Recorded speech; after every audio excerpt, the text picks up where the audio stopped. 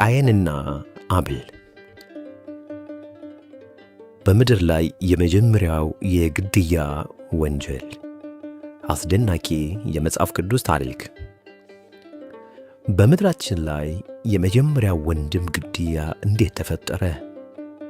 አንድ ንጹሕ ልብ፣ አንድ በቅናት የተሞላ ልብ፣ እናም የሰው ልጅን ታሪክ የቀየረ ክስተት። ዛሬ የቃየንና የአቤልን ታሪክ እንመለከታለን። አዳምና ሔዋን ከገነት ከተባረሩ በኋላ በምድር ላይ አዲስ ሕይወት ጀመሩ። ሕይወታቸው በድካም በእንባና በሥራ የተሞላ ነበር። ነገር ግን እግዚአብሔር ተስፋን አልነፈጋቸውም። ከጊዜ በኋላ ሔዋን ጸነሰች፣ የመጀመሪያ ልጃቸውም ተወለደ።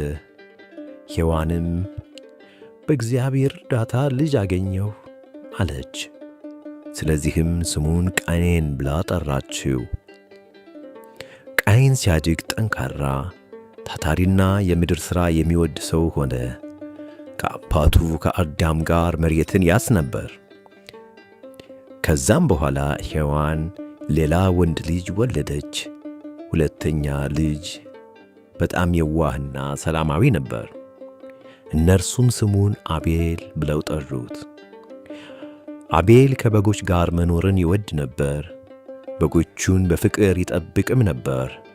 ልቡም ትሑትና ንጹሕ ነበር። ዓመታት አለፉ። ሁለቱም ወንድሞች አደጉ። ቃየን ገበሬ ሆነ፣ ምድርንም ያርስ ፍሬዋንም ያበቅል ነበር። አቤል ግን እረኛ ሆነ፣ በጎችን በአረንጓዴ መስክ ይጠብቅ ነበር። በጎችንም እጅግ ይወዳቸው ነበር። አንድ ቀን ሁለቱም ወንድማማቾች ለእግዚአብሔር መባ ለማቅረብ ወሰኑ።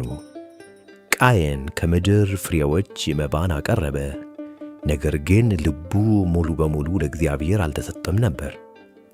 አቤል ግን ከበጎቹ የመጀመሪያውን ወሰደ፣ ከሁሉም የተሻለውን መረጠ። በእምነትና በንጹሕ ልብ መሥዋዕትን አቀረበ። ከዚያም የእግዚአብሔር ብርሃን በአቤል መሥዋዕት ላይ ወረደ። እግዚአብሔርም ወደ አቤልና ወደ መሥዋዕቱ ተመለከተ። ነገር ግን ወደ ቃየንና ወደ መባው አልተመለከተም። ቃየንም ይህን በተመለከተ ጊዜ እጅግ ተቆጣ፣ ፊቱም ጨለመ። ቅናት በልቡ ውስጥ መብቀል ጀመረ። እግዚአብሔርን ቃየንን ለምን ተቆጣህ? መልካም ብታደርግ አልቀበልህም ነበርን? ኃጢአት በደጅ ትጠብቃለች፣ አንተ ግን ነገር ግን ቃየን የእግዚአብሔርን ቃል አልሰማም። ቅናትና ቁጣ በውስጡ እየጨመረ ሄደ። አንድ ቀን ቃየን አቤልን ወደ ሜዳ እንሂድ አለው። አቤልም ወንድሙን ታምኖ ከእርሱ ጋር ሄደ። በሜዳም ውስጥ ሳሉ ቃየን በወንድሙ ላይ ተነሳ። በቅናት የተሞላ ልቡ ጨለማ ሆነ። እናም አቤልን ገደለው። ምድርም የንጹሑን ደም ተቀበለች። ከዚያም እግዚአብሔር ቃየንን ወንድምህ አቤል ወዴት ነው አለው። ቃየንም አላውቅም፣ እኔ የወንድሜ ጠባቂ ነኝን አለው። እግዚአብሔርም ምን አደረግህ? የወንድምህ ደም ከምድር ወደ እኔ ይጮኻል አለው። ከዚያም በኋላ ቃየን በምድር ተረገመ። በምድር ላይ ተቅበዝባዥና ተንከራታች ሆነ። ነገር ግን እግዚአብሔር ምሕረቱን አልነፈገው።